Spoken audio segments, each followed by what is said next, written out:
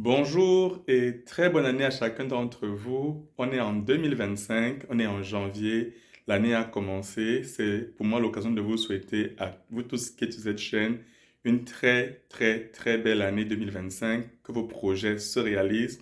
Et pour ceux qui ont l'ambition d'arriver au Canada en 2025, abonnez-vous à ma chaîne pour que je puisse vous partager avant votre arrivée ou au moment de votre arrivée le maximum d'informations pertinentes dont vous aurez besoin pour réussir votre installation, votre établissement et même votre insertion socio-professionnelle.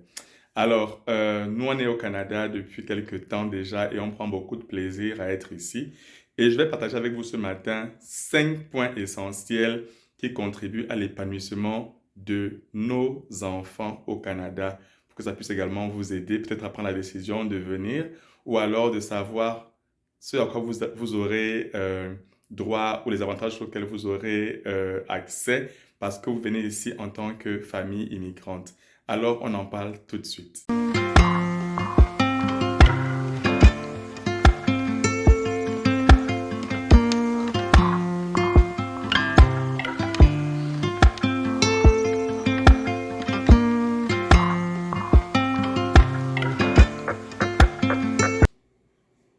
Les choses essentielles qui font pour moi toute la différence par rapport à des pays en Afrique, d'où moi je viens, et le Canada, où je suis installé aujourd'hui en matière d'épanouissement des enfants, ça va être en premier lieu l'éducation de qualité.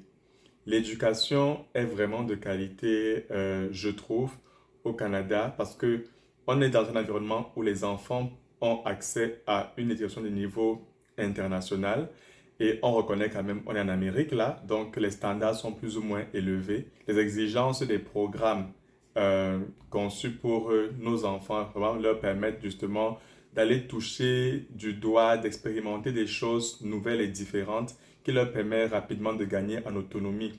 Et bien sûr, les enfants ont la possibilité, au terme de leur parcours élémentaire et secondaire, justement, de pouvoir accéder à des emplois sans forcément passer par les universités. Donc, ça va rendre l'enfant vraiment rapidement professionnel et utile à la société. C'est la première chose que j'ai envie de relever. La deuxième chose, ça va être l'accessibilité. L'école publique, du moins, est gratuite, c'est réellement gratuit. Quand vous avez un enfant qui va à l'école publique, les enfants en bas âge par exemple, classe de maternelle, jardin et même plus loin, vous ne dépensez rien. Les choses qu'on vous demande de payer, c'est comme 25 dollars pour euh, des activités que les enfants vont faire au courant de l'année et qui sont subventionnées bien sûr. Et les enfants n'ont pas, du moins pour les enfants en bas âge, vous n'avez pas de fourniture scolaire à fournir. Tout le matériel didactique se trouve à l'école. Moi, je me rappelle, l'enfant était seulement en maternelle, mais vous avez à payer des livres, ainsi de suite, du matériel didactique. Ici, ce n'est pas le cas. C'est un avantage également. Toujours dans le cadre de l'accessibilité, tous les enfants, quels qu'ils soient, vont à l'école. Quand je parle de quel qu'il soit, il y a des parents qui ont des enfants qui sont nés avec un handicap. Et dans certains pays, ces enfants ont des écoles spécialisées où ils vont. Et ce n'est pas le cas au Canada. Du moins, l'Ontario, tous les enfants vont dans les mêmes écoles. Donc, les enfants apprennent très vite à vivre avec des différences et à apprécier ces différences-là. Quand un enfant est avec un handicap et qu'il est dans une école spécialisée ou alors isolé dans son école, c'est avec bien sûr les élèves qui lui ressemblent, donc c'est semblable. J'ai le sentiment quand même que cet enfant est plus ou moins exclu. Donc c'est une bonne chose pour les parents qui ont des enfants vraiment avec des difficultés comme ça, dans un handicap de naissance, de pouvoir avoir l'opportunité de mettre leurs enfants dans les mêmes écoles que d'autres enfants, même s'ils sont dans des classes distinctes. Mais au moins l'environnement scolaire global permet que tous les enfants sont au même endroit. Le troisième élément qui contribue clairement à l'épanouissement des enfants ici, c'est les activités qui sont prévues pour pouvoir leur permettre justement de s'amuser. Le nombre de parcs qu'on a dans les provinces, c'est juste incroyable. Les enfants ont la possibilité d'être à l'extérieur. On est dans un pays qui est froid. C'est-à-dire que moi j'apprécie énormément le fait que les gens ont su s'adapter, qu'on soit en hiver, qu'on soit en été. C'est-à-dire pendant l'hiver, c'est froid, il y a la neige et tout, mais il y a des activités qui sont développées, comme le ski, comme le patinage, comme il y a tellement d'activités que les enfants peuvent faire et profiter toujours de l'extérieur, malgré qu'il fasse froid. Donc c'est quelque chose qui est hyper important et je vois comment les gouvernements mettent vraiment l'accent sur l'entretien de ces espaces publics, là, les parcs et tout, c'est toujours propre. Que ce soit pendant l'été, que ce soit pendant l'hiver, c'est entretenu. Pendant l'hiver, vraiment, alors c'est une grande transformation parce qu'on peut vivre toute la famille à l'extérieur et vraiment profiter de ces activités-là.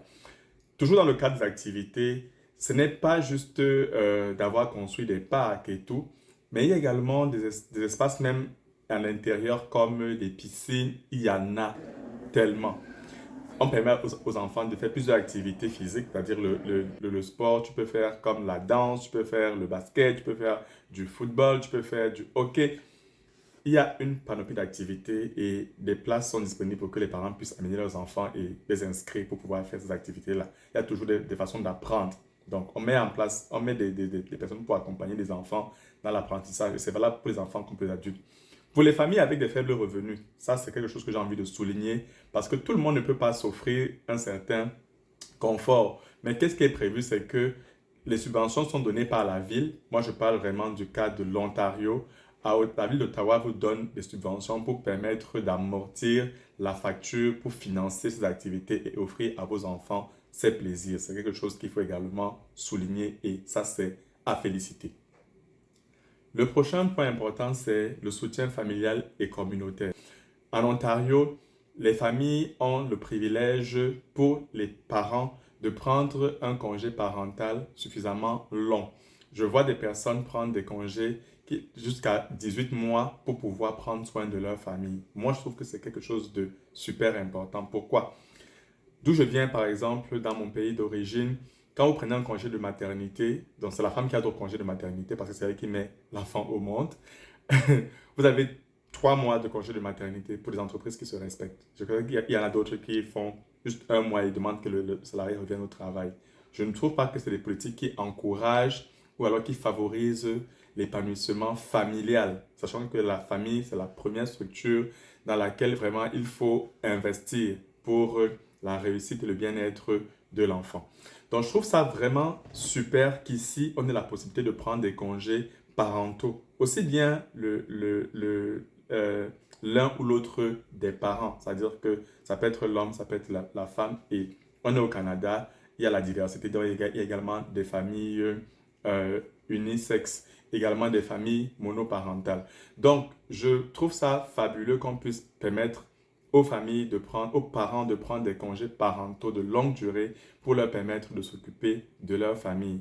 Et avec le soutien bien sûr, du gouvernement pour pouvoir justement pallier à leurs besoins pendant la période où ils sont en congé parental. Ça, c'est également un point que moi, j'apprécie et qui me convient. Je vais finir avec l'accès aux soins de santé.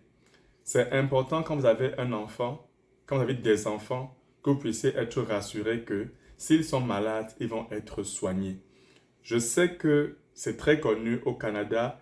Vraiment, les services de santé sont suffisamment bondés de monde.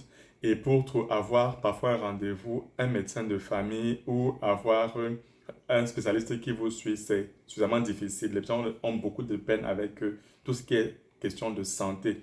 Mais au moins, on a la carte de santé de la province qui permet d'avoir accès aux soins de santé gratuitement.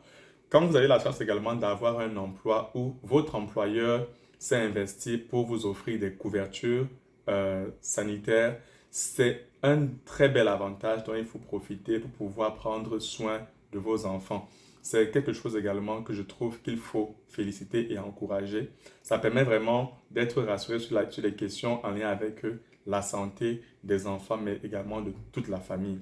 Donc voilà quelques points que j'ai voulu souligner pour pouvoir parler de qu'est-ce qui contribue à l'épanouissement de nos enfants au Canada et si ça peut aider les personnes qui sont sur le chemin pour venir ici s'installer, de savoir ce à quoi elles auront droit.